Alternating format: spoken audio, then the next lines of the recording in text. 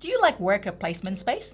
Not just worker placement space, it's the one that rotates each round.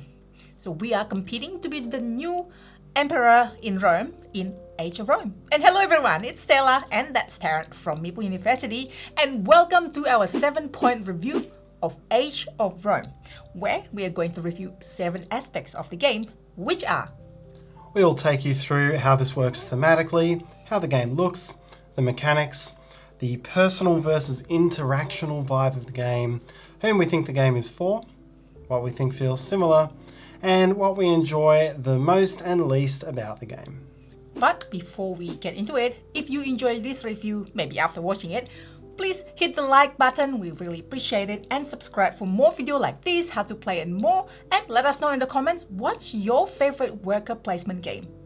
Alright, what we're gonna do is we're gonna start with the game informations. So this is designed by Vangelis Eftimo. I think Tarrant is better at pronouncing it. Yeah, Vangelis Eftimo and Antonios Yiannopoulos, and it was published by Teetotum Game Studios in 2023. This is a 2 to 4 player game with a solo mode. So it's a medium complexity Euro type of game, and this is a review copy which we received from the publisher. And this is the deluxe version of the game. Yes. So what we're going to do, we're going to bring it to the table and share you the overview of the theme and the mechanics first. So in the game, each player plays the role of a key player in ancient Rome. This is during the transition from the Republic to the Empire, so big time of unrest. And this represents the 4 different provinces of Rome. And it is a rotating board, so which province you have control over is going to vary from round to round over a 9-round game. Each round you're going to be constructing buildings in here. These are the buildings, they can go up 3 levels, and then those buildings will allow you to do a personal worker placement in your area. So this is one where the action spaces in your quadrant are the ones available as long as there's buildings there. And with your workers, you'll be placing them to resolve the actions. Then once the round is over, there'll be some income and it will go on to the next round with the board rotating.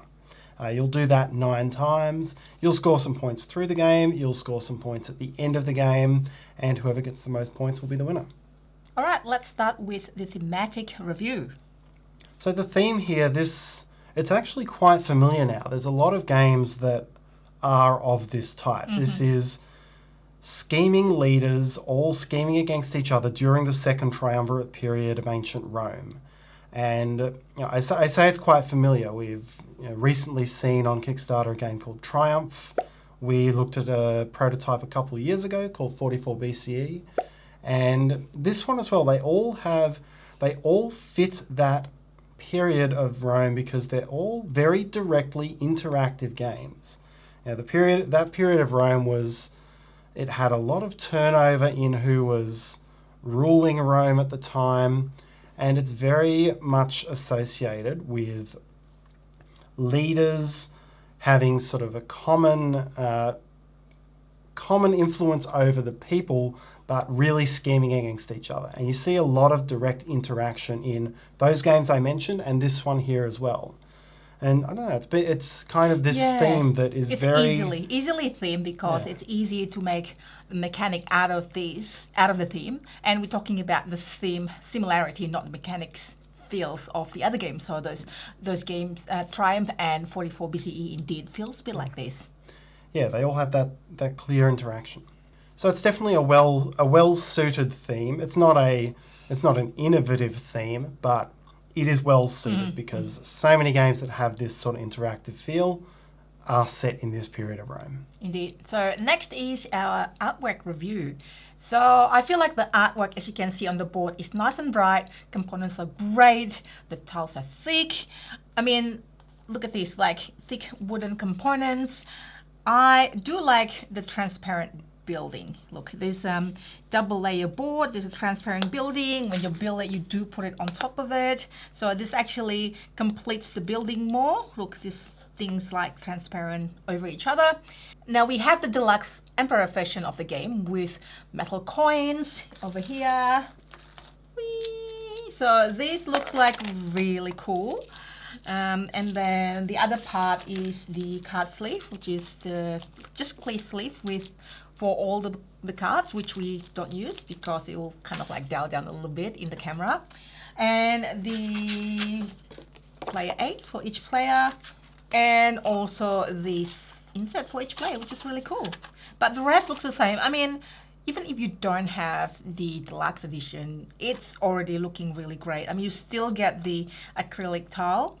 I'm going to show you also a bit of the card. So this is the event card. We'll get into it a bit later.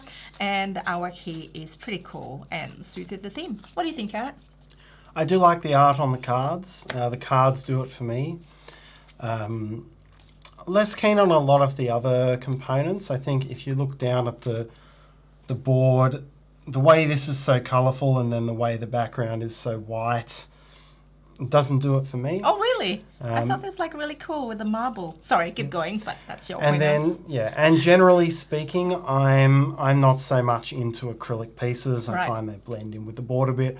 I would prefer cardboard. That's my preference. So, yeah, the components and the art are okay, but I do like the cards. They have a really good look to them.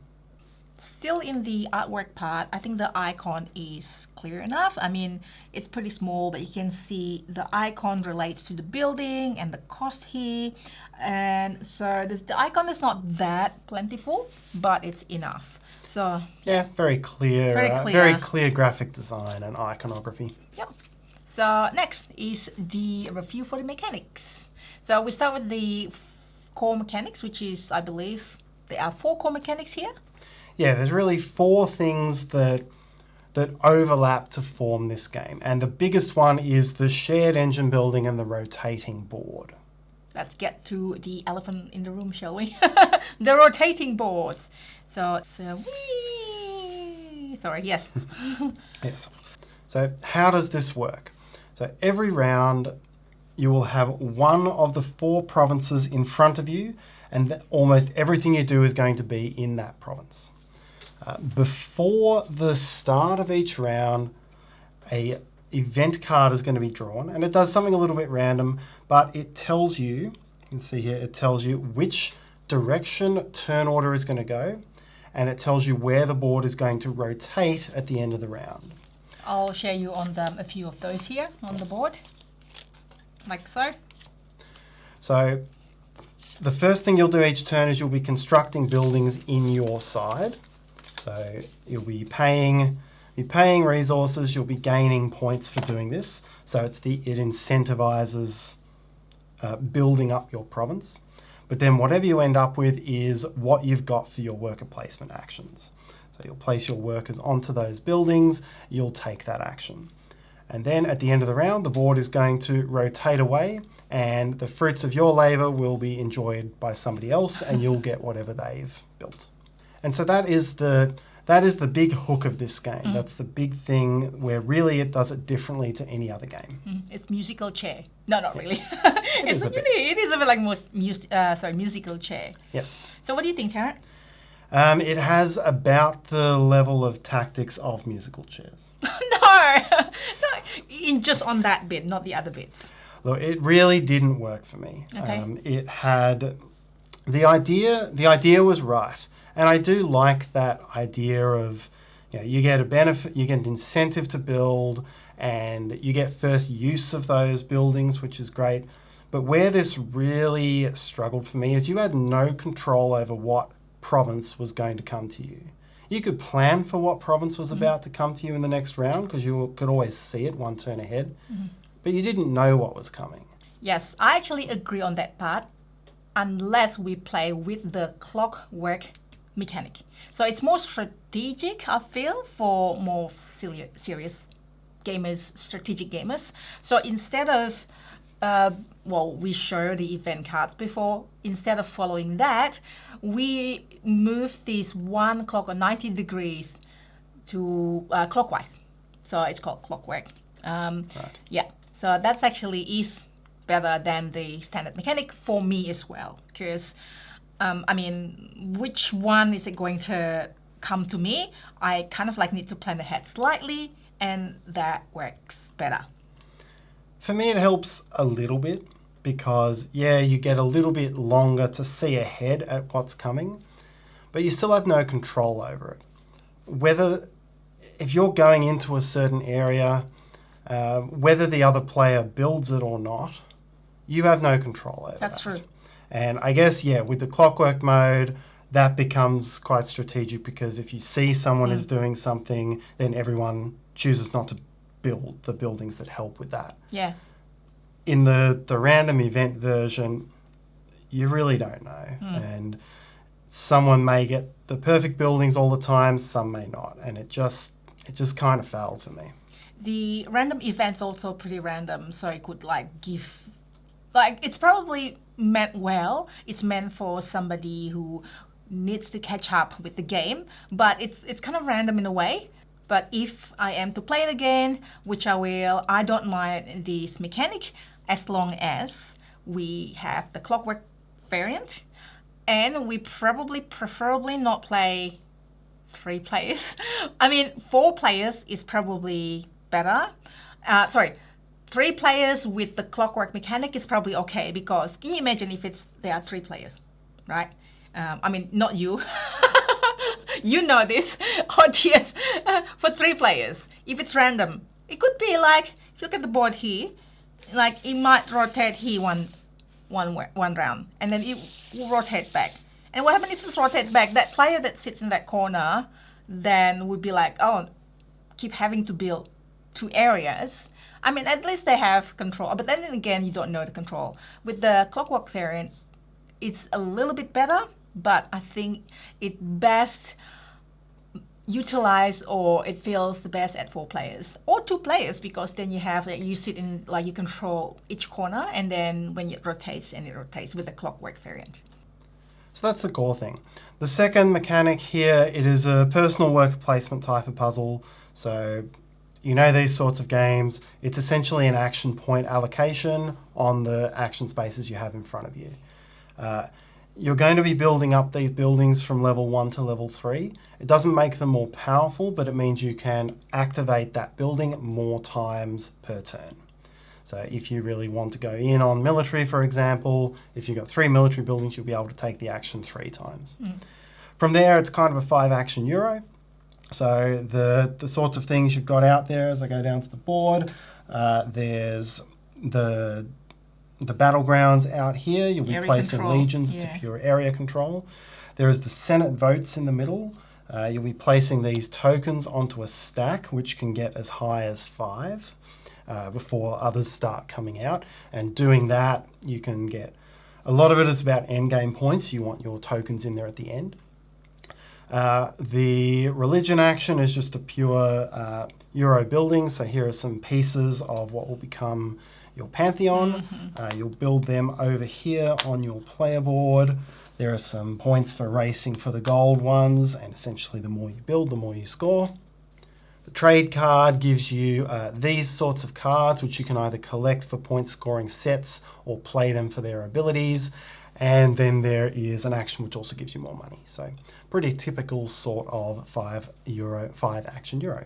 Yes. So what I think about that is, because I don't mind playing the game with the clockwork variant, I think that is good because there are a few things that you can score, a few ways to victory, I should say.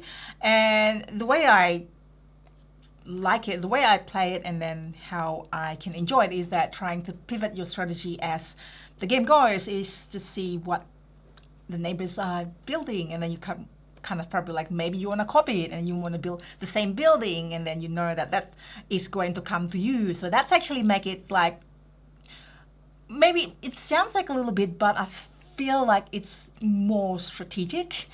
So you can plan ahead and then do what you want, and then that, as Tarrant said, that there's a race to it. So you get the points. There's a limited stock that in a common board that actually makes the interactions higher, and the middle one.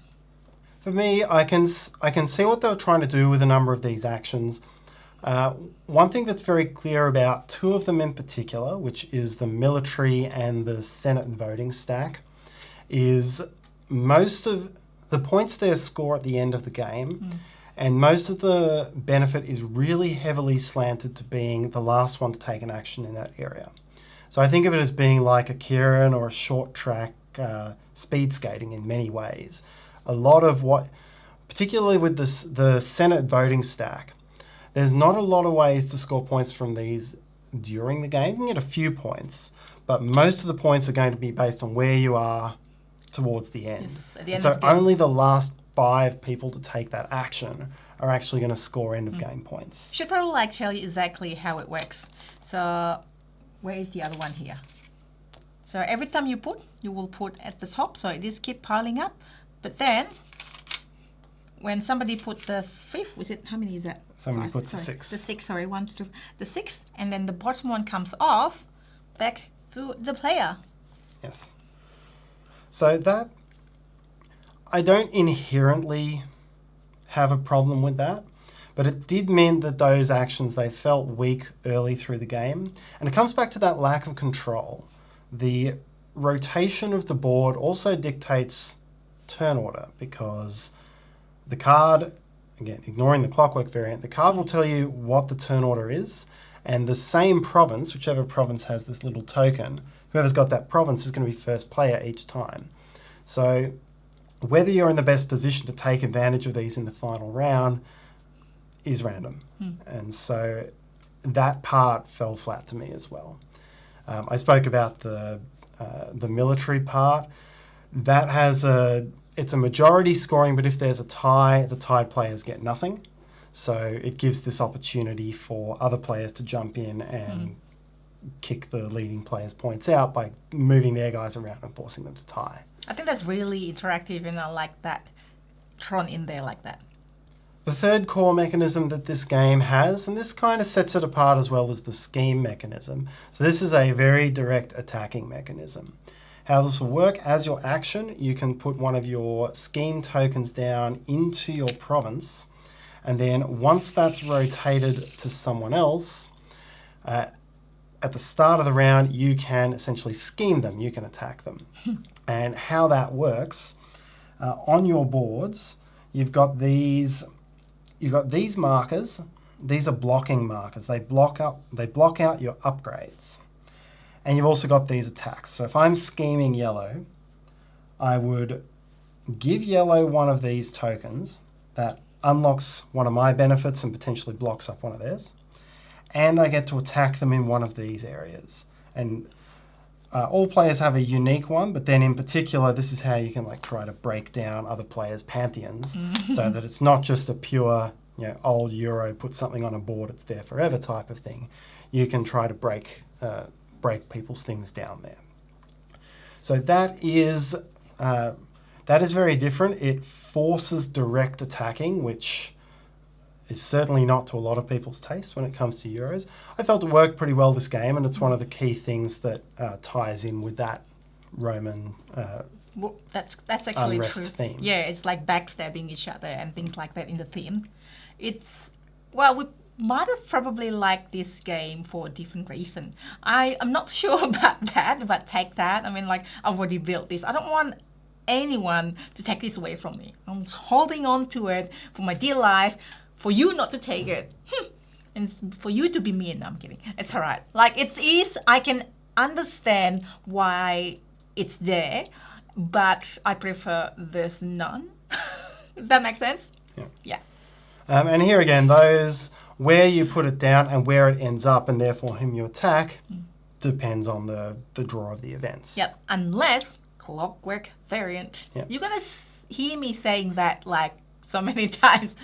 What's next, Tarrant? And now the upgrades you're unlocking here, these double the strength of the corresponding action. Yes, so yes, that's yes, the benefit of doing it for you. Sorry, yes. Let's not forget about that. Yeah. Really, the last core mechanism this game has is that you do get income at the end of each round. Income is based on the population of your province. So if you get a province with a lot of buildings, you're going to get a lot of money. And you have the opportunity to give up victory points or glory to double your income. And so that's an interesting decision that you have to make. And you can make that in full knowledge of what province is coming to you next. And it's not always a straightforward decision because here's the victory point track. you only start getting new workers once you reach these thresholds. And so it becomes a question of, do I get the money and build more, or do I wait to move up so I get to take more actions? I think this is present in lots of engine building. This is the mechanic that you thought about, okay, when do I stop engine build and when do I start collecting points? So it's nice to have this mechanic here, so you can at least sacrifice some things and then, kill and gain the points later on. Maybe, you see that other people starting to, they're starting to get the points, so I might just as well stop sacrificing my things. I do like this mechanic though, where it's getting easier when somebody reach it. That's true, yes. Each time someone gets a worker, the threshold drops for subsequent players. Catch-up mechanics in a way. Next review is the personal puzzle versus interaction. So we've covered the different player counts. Yeah, so this is not the sort of game where you're going to spend turns and turns building up a big engine and trying to make out how it works. Really, you're trying to take the opportunities when they come. The opportunities aren't going to stay there for very long necessarily, so you're going to be making a lot of short-term decisions. Really, I found where the puzzle got deeper.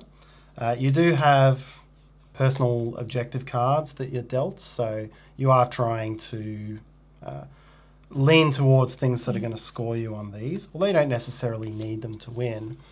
And it does also get a bit more puzzly towards the end of the game, I've found.